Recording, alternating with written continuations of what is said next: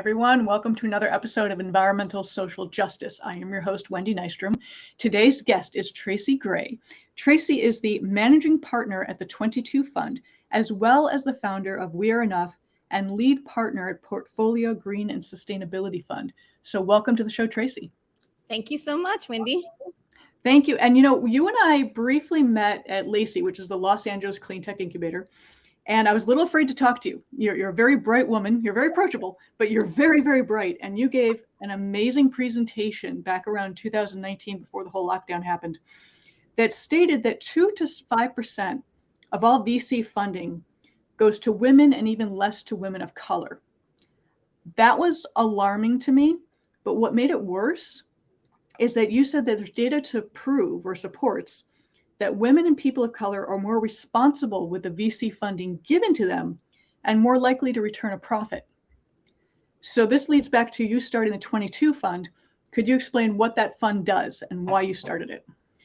One correction that those data points, it was never 5%. It was always 2%. It's been 2% for 20 years. And now it actually went down to 1.9.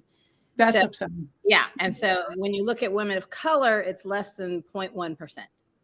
And Black women, it's 0.006%. So literally a rounding error.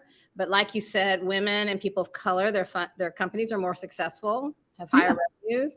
So it doesn't make sense. And the only way it does make sense is bias. So yeah.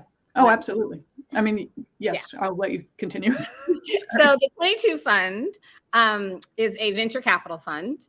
And we invest in manufacturing firms, companies, to increase their international sales. And our mission is to create what we call the clean quality jobs of the future in low and moderate income communities.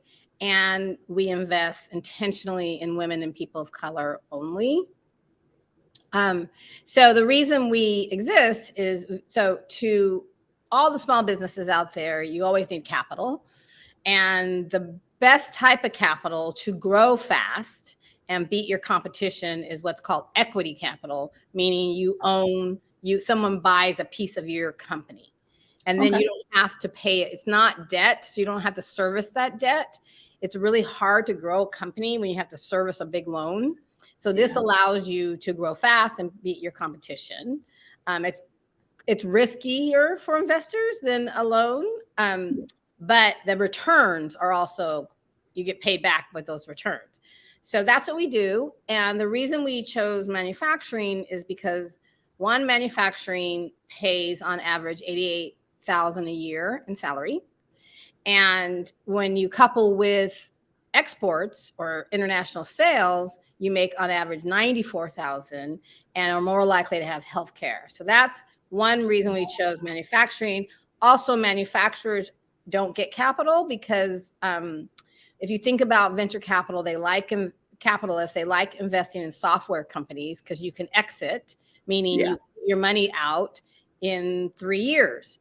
But with hardware and manufacturing, you've got a hard product. It's more capital intensive and it takes a little longer, but it pays dividends to the investor, to the community, to the employee if manufacturing grows.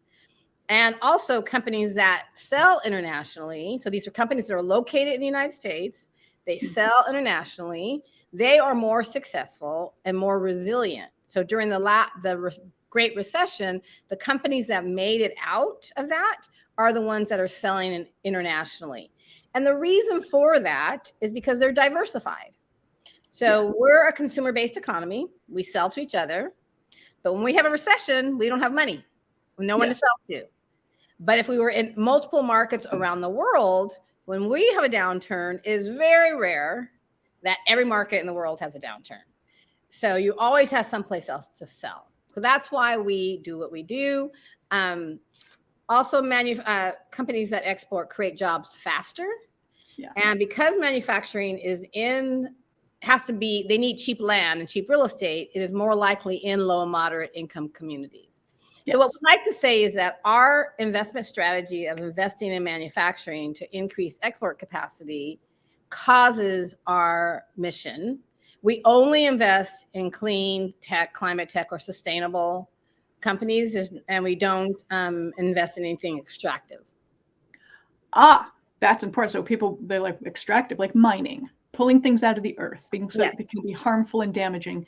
So, and that's actually very important. I love the fact you do focus on underserved communities, because a lot of people do overlook that and the necessity to focus on those people there to give them the equal chance, fair chance, equitable chance. Well, it's not just about equity, honestly. It's about the people around the world who are experiencing the climate disaster the most are the people at these frontline communities, these low or moderate income communities.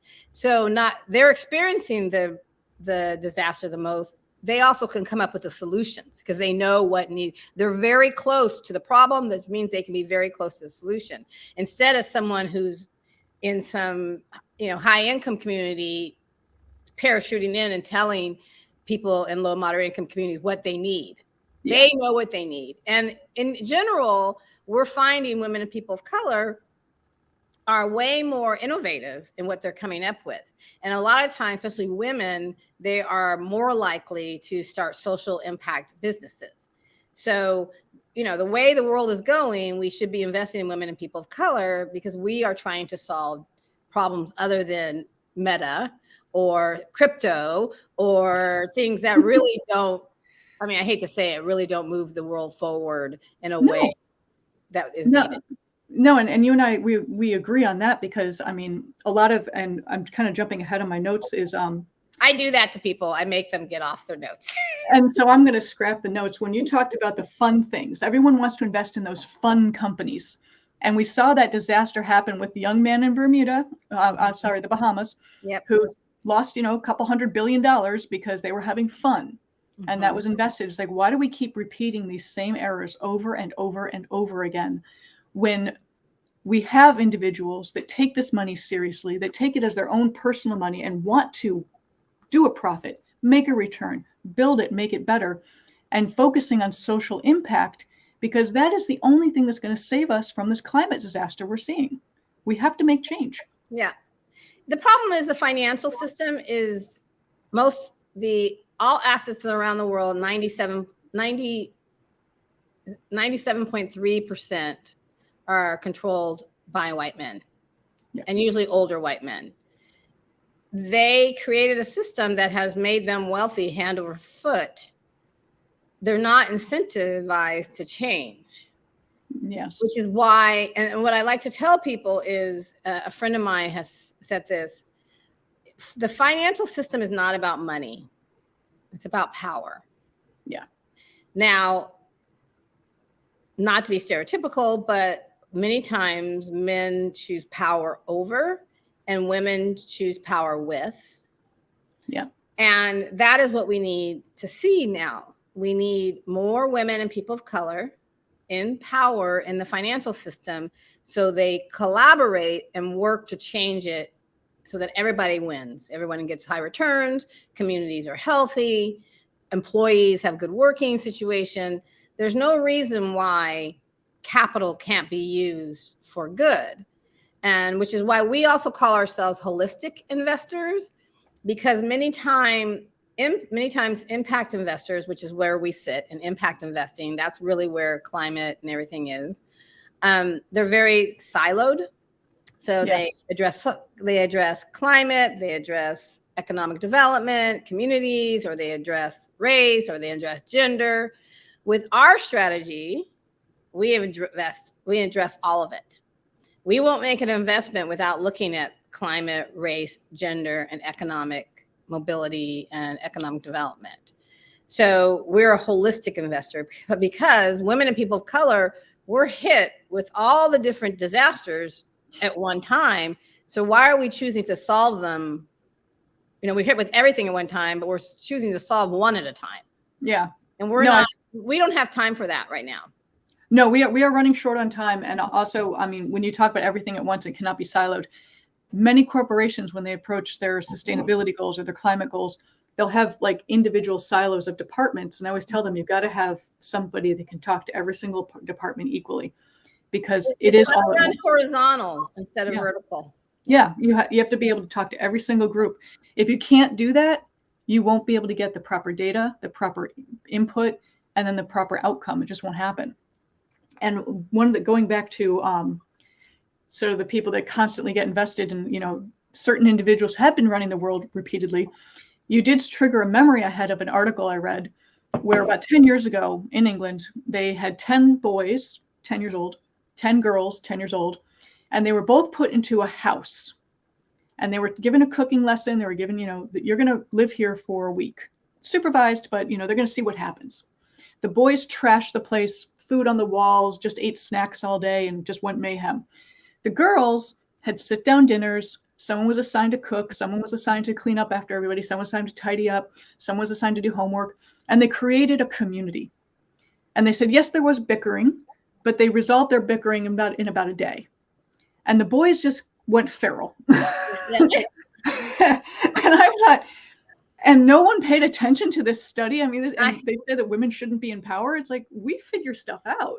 Whose study was that? I'd love to see that study. I'll have to dig it up for you. Yeah, It was done in 2011, I think, or 2012. And I thought, this is only coming across my radar now. Because it says everything about what we're in right now. Oh, it does. It does. And, you know, it's also when you talked about, you know, historically, the people in power, we need to start building generational wealth for everyone. And that has been a problem for the, you know, past 100 years. Is, you know, we've dealt with redlining, we've dealt with discrimination, we have dealt with people holding people back simply because they weren't able to go to a certain college. Mm-hmm. And I've met brilliant people that never went to college. And I've met some not so brilliant people who did. Who went to college. Haven't we all? Yeah, and entrepreneurship, the reason I chose this as a career is I feel like I can have the greatest amount of impact with capital and helping entrepreneurs, because before, to grow generational wealth, it was through your home in the 50s. But women and people of color were redlined out, as you said. So if you weren't married to a white guy, you weren't getting the house. And now it's been that redlining's been happening around capital too, except it redlines around race and gender, right? But entrepreneurship is how you can really build wealth. And even manufacturing jobs help build wealth. One data point from why manufacturing is so important, and why, one, to our economy and to the climate. Back in the 50s, 60s, when manufacturing companies allowed women and people of color onto the floor, the manufacturing floor, with white men left because they didn't want to be with us. And they went to the suburbs and looked for jobs out in the suburbs. So manufacturing followed them out to the suburbs. And from that movement of manufacturing to the suburbs, we saw a 12% increase in the wealth gap between Black men and white men. 12% just from manufacturing moving. Wow. And so now we're seeing from the Biden administration, and really every administration, they try to put money into manufacturing. They bring it up, they talk about it, and they never do it. Biden has done it.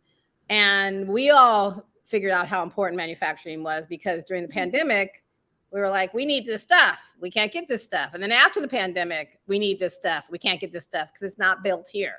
Yeah. And that isn't built here. And we want to invest in companies so they build here, and our supply chain is protected. And also all the climate solutions are hardware mainly.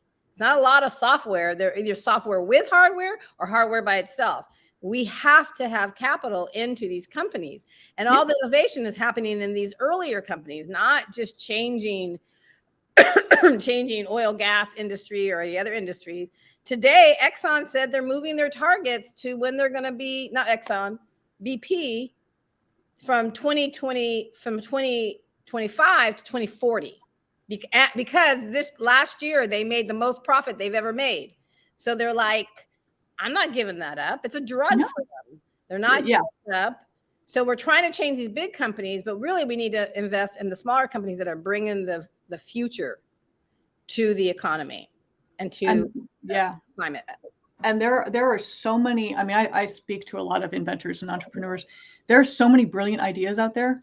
There really are. I mean, one woman comes to mind who, it's more of a communications company she started. And she went to a VC. She decided to fund herself. but she did approach a VC company, and she was basically, she had a product, she had staff, she had profit, she showed it all, and they said, no, we're not interested. The dudes behind her had an idea, party scene, going to be super fun. They got 15 million, they blew it. It happens over, and it happens over and over again. Even when I mean, look at the guy who started WeWork. He literally lost them tens of billions of dollars. And then the same venture capitalist, white man who invested in him for WeWork, gave him another $450 million to start a new company. $450 million is more than Black women have gotten in capital, period. Yeah, and it's all going into one man. Who failed already. And they're like, oh, but he's cool. Let's give him more and see what he does. Because there's too much money out there and not enough white men to put it in. So they've got to put, it's just sitting there and they're like, oh, but we can't put it in. Why would we put it in women and people of color? Let's put it in more. Let's put in more white guys. So that's what's happening. There's plenty of money for everybody, but there's not enough white men to keep investing in only. And that's why we have you, because you're going to fix it. So that is, so how do we change this? How do we get more people like you involved and only investing in women, people of color, Indigenous people? I mean, everyone seems to forget Indigenous people. They were here first. They should be getting fair trade. Well, BIPOC. And when we say people of color, we include Black, Indigenous people of color. That's what BIPOC means. And matter of fact, one of my manufacturing is ripe to put on Indigenous lands. There's lots of land, but I've been talking to people about how can we do that? Like, how can we move manufacturing there? Because those communities are just stuck with casinos, and those aren't high-paying jobs, and they're not owned by entrepreneurs. It's one big company. So I think there's a way for manufacturing is ripe for that. The way we need to change it is at the top. So I don't know if you remember, they called Reaganomics was called trickle-down economics, right? That the wealthy would trickle down to the poor. So you have to help the wealthy. That has never worked. It has never, ever worked. And they keep going back to it, and it's never worked.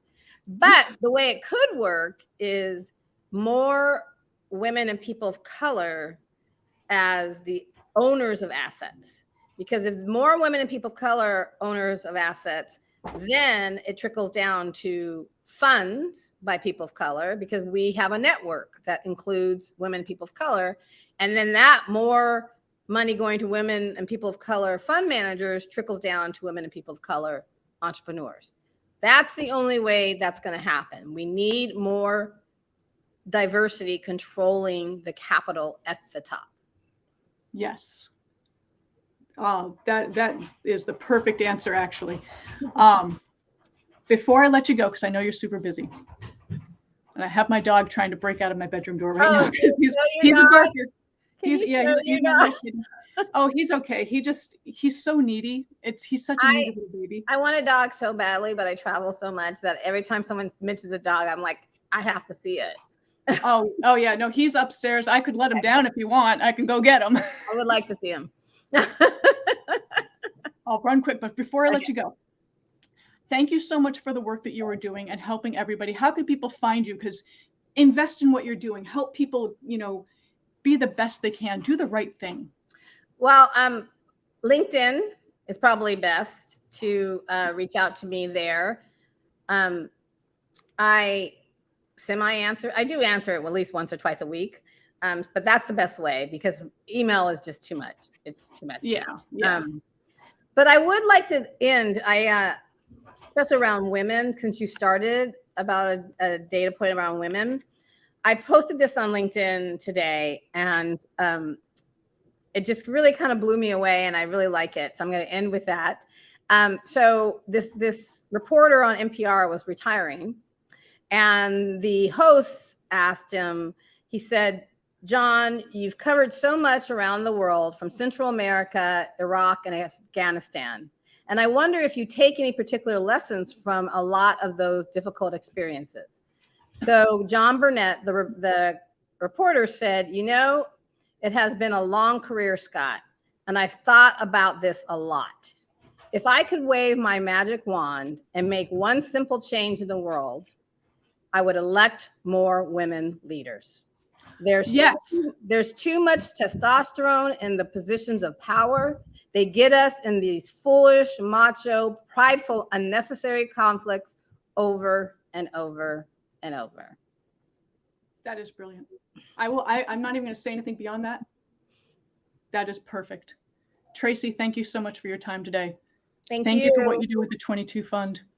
I'm Wendy Nystrom with Environmental Social Justice, guys. Check her out. You're changing the world. You are. Oh, thank you. Thanks for having me. Of course. We will see you next time, guys. Have a great day. Bye.